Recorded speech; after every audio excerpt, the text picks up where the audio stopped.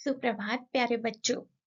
नए वर्ष की हार्दिक शुभकामनाएं। हालांकि हम भारतवासियों का जो नया साल है वह चैत्र प्रतिपदा से प्रारंभ होता है, जो कि लगभग अप्रैल में शुरू होता है।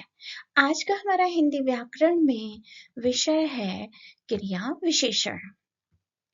तो वीणावादी चैनल को शेयर सब्सक्राइब करें, लाइक करें और ऐसे ही ज्ञानवर्धक रोचक व्याकरण वीडियो देखते रहिए वीणावादी चैनल पर। आसान सी ट्रिक के साथ यहाँ आपको सीबीएसई, आईजीसीएसई और अन्य बोर्ड के लिए पर्याप्त सामग्री मिलेगी। बच्चों, जैसा कि आप जानते हैं, क्रिया विशेषण में दो शब्द हैं, क्रिया और विशेषण। तो इस प्रकार क्रिया विशेषण का क्या अर्थ निकला कि वे शब्द जो क्रिया की विशेषता बताएं। अब क्रिया विशेषण हम क्यों पढ़े भला? इस पाठ के अधिगम उद्देश्य है क्रिया शब्दों की आपको जानकारी देना, व्यवहारिक व्याकरण से आपका बोध कराना और छात्र समय, स्थान, ढंग, डिग्री, आवृत्ति आदि को व्यक्त करने के लिए क्रिया विशेषण को पहचानने और उनका उपयोग भाषा में करने में सक्षम हो सकेंगे। भाषा सशक्त होगी और आपका शब्द भंडार भी बहुत बढ़ सकेगा। अभिवृद्ध यानी कि समृद्ध होना।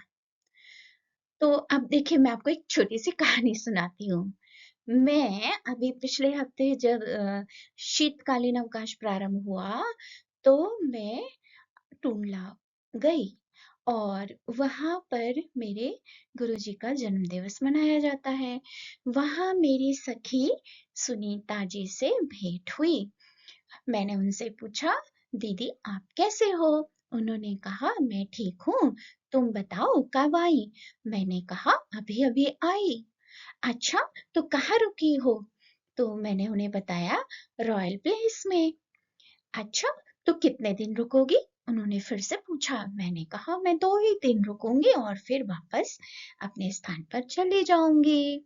कहानी खत्म हुई। छोटी सी कहानी से आपने देखा कि यहाँ पर जो हम एक दूसरे से वार्तालाप कर रहे हैं, परिचय कर रहे हैं, उसमें कैसे, कब, कहाँ, कितना जो हम क्रिया शब्द बोल रहे हैं उनके बारे में जानकारी दी गई है।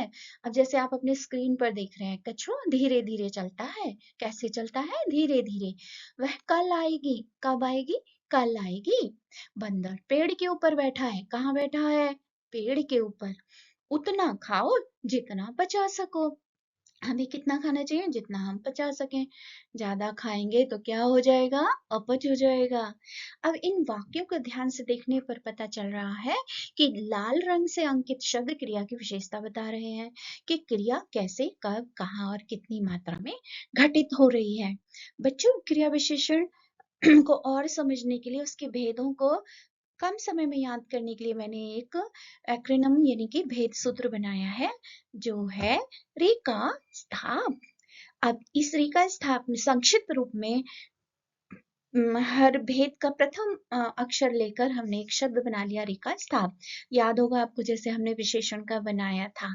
क्या बनाया था? याद है? कुसंपसा। ऐसे ही रेखा स्थाप। री से रीतिवाचक, क से कालवाचक, स्था से स्थानवाचक, प से परिमाणवाचक। तो ये चारों भेद आ गए। एक शब्द याद कर लो, रेखा स्थाप, और आपको अपनी स्मृति में चारों भेद आसानी से याद आ जाएंगे परीक्षा के समय।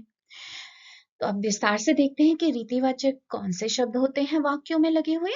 धीरे धीरे, जल्दी जल्दी, गलत, सही, ऐसे वैसे, अचानक आदि। कालवाचक कौन से शब्द होते हैं? जैसे बार बार, आजकल, कल, परसों आदि। स्थानवाचक ऊपर, नीचे, यहाँ, वहां, दाएं, बाएं आदि। अचानक शब्द रीतिवाचक में भी प्रयोग हो सकता है। परिमाणवाचक जैसे अधिक, थोड़ा, कुछ, ज्यादा, उतना, काफी। समझदार बच्चे कम बोलते हैं, या ज्यादा मत बोलो, ज्यादा मत खाओ नहीं तो अपच हो जाएगा। आइए देखते हैं क्रिया विशेषण के भेद विस्तार से। तो सर्वप्रथम पहला है रीतिवाचक क्रिया विशेषण। वह क्रिया विशेषण जो यह दिखाने के लिए उपयोग किए जाते हैं कि कोई घटना कैसे या किस तरीके से, किस रीति से वह हो रही है, घटित हो रही है। जैसे मैं अवश्य ही वहां जाऊंगा। अवश्य देखिए जो लाल रंग में अंकित है। तथ्यों को ध्यानपूर्वक पढ़ें। ध्यानपूर्वक। अचानक ही घड़ी चल पड़ी। ऐसे ही अन्य शब्द हैं शांतिपूर्वक, शीघ्रता से, निश्चय ही, जोर से, भला, सावधानी से, खुशी से, इसलिए, इस प्रकार, बुरी तरह, तेज आदि। दूसरा जो भेद है वह है कालवाचक क्रिया विशेषण। ऐसे क्रिया विशेषण शब्द जो क्रिया के घटित होने के समय को दर्शाते हैं। जैसे मैं वहां जल्दी ही गया था। शीला कल आएगी, मतलब मैं वहां कब गया था? जल्दी। शीला कब आएगी? कल। अचानक मूसलाधार बारिश होने लगी। तो यहाँ अचानक मूसलाधार बारिश कब होने लगी? अचानक ही होने लगी। और ऐसे ही अन्य शब्द हैं पहले, बाद में, पहले से ही, देर से, तत्पश्चात, शीघ्र, तुरंत, अब, शीघ्र ही, फिर, हाल ही में, आज, आजकल, आज रात, कल रात, परसों आदि। तीसरा जो क्रिया विशेषण का भेद है बच्चों वह है स्थानवाचक क्रिया विशेषण। ऐसे क्रिया विशेषण जो क्रिया के घटित होने के स्थान को दर्शाने के लिए प्रयुक्त होते हैं। जैसे आप आगे चले जाएं। कहाँ चले जाएं? आगे चले जाएं। ईश्वर हर जगह मौजूद है। क्या उपस्थित है? ईश्वर तो हर जगह है। गॉड पार्टिकल तो आपने साइंस में सुना ही होगा, पढ़ा ही होगा। ऐसे ही निकट, दूर, दूर से ही, कहीं भी, यहाँ वहां, कहीं कहीं नहीं, आगे पीछे, भीतर ऊपर बाहर, नीचे ऊपर भी, नीचे अंदर बाहर, हर जगह आदि। अब देखिए चौथा विशेषण क्रिया विशेषण परिमाणवाचक क्रिया विशेषण। जो क्रिया विशेषण शब्द कितना यानी कि मात्रा दिखाने के लिए उपयोग किए जाते हैं, मात्रा दर्शाते हैं, इन्हीं को हम परिमाणवाचक क्रिया विशेषण कहते हैं। जैसे गुंजा की पोशाक अद्भुत रूप से फिट और सुंदर है। यानी कि गुंजा की ड्रेस जो है, पोशाक मतलब ड्रेस, वो कैसी, किस तरह से फिट और सुंदर आई है? अद्भुत रूप से, यानी कि वंडरफुली फिट और सुंदर है। यदि समझदार हो तो कम बोलो। तो यहाँ बोलने की विशेषता बताई जा रही है कि अब जो समझदार बच्चे हैं वो कम बोलते हैं। ऐसे ही आंशिक रूप से, पूर्ण रूप से, काफी, जैसे, लगभग, बहुत, अधिक, बहुत, इसलिए, पर्याप्त, कोई भी, कोई नहीं, बल्कि, थोड़ा, काफी, पूरी तरह से आदि ये परिमाणवाचक क्रिया विशेषण के उदाहरण शब्द हैं। आइए अभ्यास करते हैं। तो प्रश्न है निम्नलिखित वाक्यों में क्रिया विशेषण ढूंढें और उनके प्रकार भी बताएं। एक गरीब भिखारी वहां बहुत बहुत देर तक खड़ा रहा। कौन सा होगा? हाँ, बहुत और बहुत देर तक। उन्होंने इस मुद्दे की बात को बहुत सनसनीखेज बना दिया। यस, बहुत सनसनीखेज। वह कभी भी अपना सिद्धांत नहीं बदलता, कभी। उसकी कक्षा आज रद्द ही समझो। आज वह मुझे खूबसूरत जगह याद है जहां हमारी बस 1 घंटे के लिए रुकी थी। तो क्या हो जाएगा यहाँ पर? जहां। ये देखिए आपके लिए समाधान है यहाँ पर। वहां जो है स्थिति का क्रिया विशेषण प्रकट कर रहा है ना? स्थानवाचक बहुत यानी कि डिग्री का क्रिया विशेषण, मात्रा, कभी नहीं आवृत्ति का क्रिया विशेषण, है ना? कालवाचक कब, आज कालवाचक, जहां सापेक्ष यानी कि स्थानवाचक। अब आइए दूसरा प्रश्न देखें अभ्यास का। क्रिया विशेषण छांटकर आपको उसका भेद बताना है। सोमेश्वर अपना काम अच्छे से करता है। कैसे करता है? अच्छे से करता है। तुम्हें कम बोलना चाहिए। कम। उतना खाओ जितना पचा सको। उतना और जितना। अचानक से उसके पेट में दर्द हो गया। कब हो गया? कैसे हो गया? अचानक से। मेरा घर ऊपर की मंजिल पर है। कहाँ है मेरा घर? ऊपर की मंजिल पर। जब आप अपने प्रश्न में कब, कहाँ, कैसे करके, कितना करके प्रश्न बनाते हैं वाक्य से, और जब उसका उत्तर जिस शब्द से मिलता है वही उसमें क्रिया विशेषण होता है।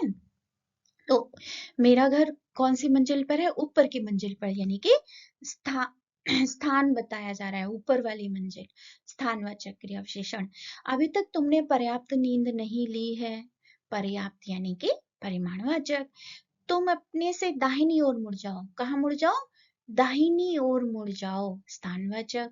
जगदीश हमेशा सच बोलता है, कैसे बोलता है? हमेशा। और तो रीति बताई जा रही है उसके सच बोलने की, तो रीति।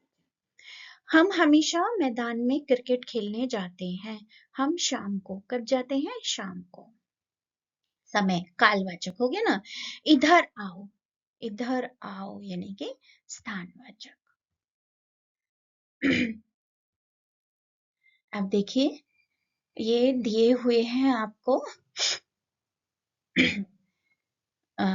बहुविकल्पीय प्रश्न दे रखे हैं रिक्त स्थान के रूप में। सही उत्तर बताने अर्जुन ने पानी की तलाश में डैश खाली जगह पोखर को ढूंढा, लेकिन उसे यह नहीं मिला। क्या आएगा जी? हर जगह पोखर को ढूंढा, लेकिन उसे नहीं मिला। जैसे ही आप हवा में ऊपर जाते हैं, दाब कम हो जाता है।